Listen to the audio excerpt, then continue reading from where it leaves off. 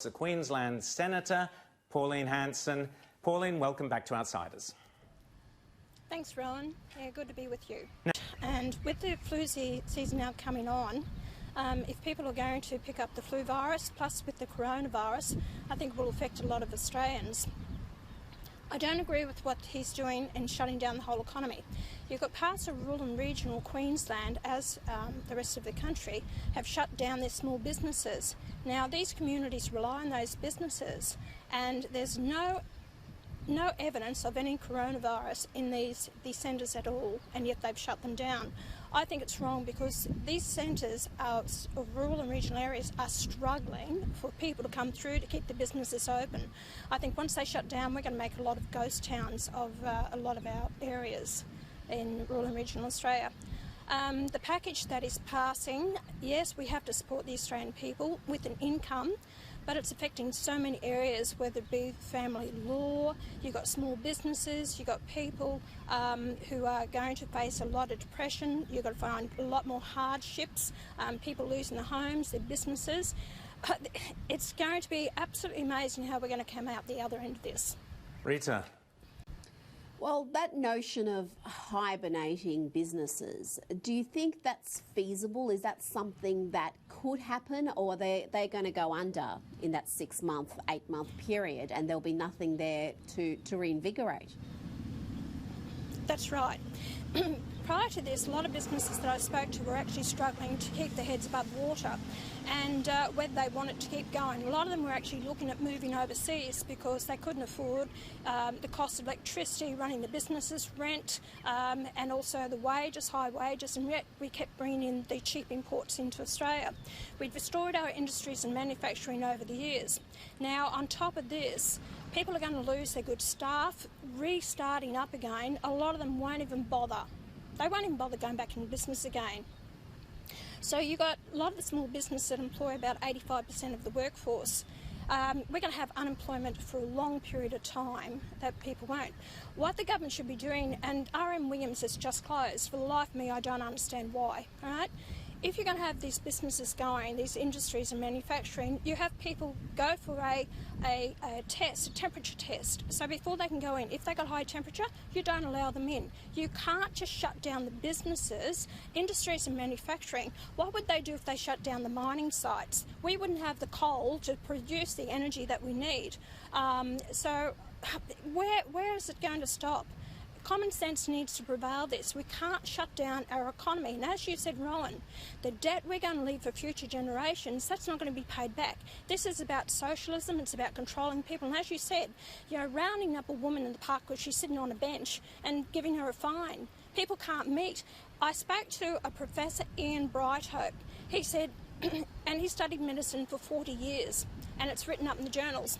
He said people need to take high doses of vitamin D and high doses of vitamin C, which will help with the coronavirus. The government is not putting that out to people. It's not just about washing your hands. It's about how you look after yourself. People need sunshine.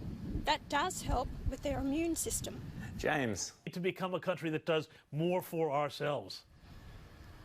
Of course we do, and I've said this for years, James, that we need to actually increase our industries and manufacturing. They always criticise me and said, oh, she wants to go back to the 50s. Well, I tell you what, I've been proven right many times over, and I've been proven right another time, but they're not passing the corporate tax cut last year with over $50 million turnover, because when I saw the budget, we only have a surplus in 2020 of $2.2 billion.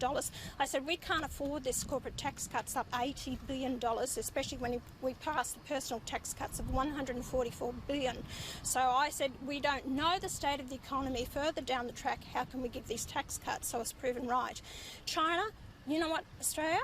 Become self-sufficient and make our own goods and items in Australia. We don't manufacture footwear, clothing, ball bearings, washing machines, nothing in the country. And we've seen our agricultural land end up in the hands of the Chinese and foreign investors and going straight from paddock to plate. We're absolutely bloody fools. China wants to take over and control the world and their needs and wants. And we have to take this time now to revitalise our industries and manufacturing, become self-sufficient and know that we can stand on our own 2 feet and keep the money here in Australia instead of becoming, in time, to become a third world third world nation if we keep heading down the track that we are.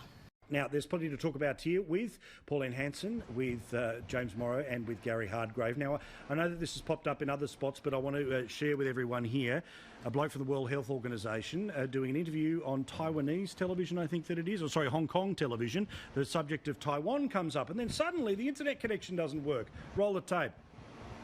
Will the WHO consider Taiwan's membership?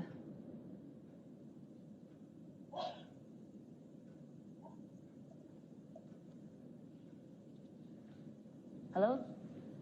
I'm sorry, I can't hear. I couldn't hear your question. Okay, yeah. Let me repeat the question. No, that's okay. Let's move to another one then. Right. And then he sort of wraps. I mean, James, like literally, the World Health Organization. Honestly, they've got out of their way to say, oh, nothing to see here, and then praise China, and now pretending the connection doesn't work. I mean, honestly, I could watch that clip 1,000 times. I mean, Paul, there's so many learnings, if we could use that horrible word, learnings, to come out of this whole experience. Number one, we know that the WHO is a completely useless and corrupt body that has been completely taken over by Chinese Communist Party propagandists, and that's what they've been doing. Their chairman, Tedros, has been pushing the Chinese line for weeks and months and caused countless damage to kind of this. So I think Australia should get out of the WHO, and I think also looking at how Taiwan has managed this and done a really stand-up job in dealing with this whole coronavirus crisis, maybe we should actually look at recognizing Taiwan and not letting Beijing bully us and other countries into not actually declaring that we recognize them officially as a separate and very successful and freedom-loving nation, Paul. Yeah, absolutely, and make the most of those waters around the South China Sea. Just keep driving through them. They don't own those places at all. But now it is dying. Poisoned by humans who put themselves above nature. It's time to remove your footprint. Agenda 21 is coming soon.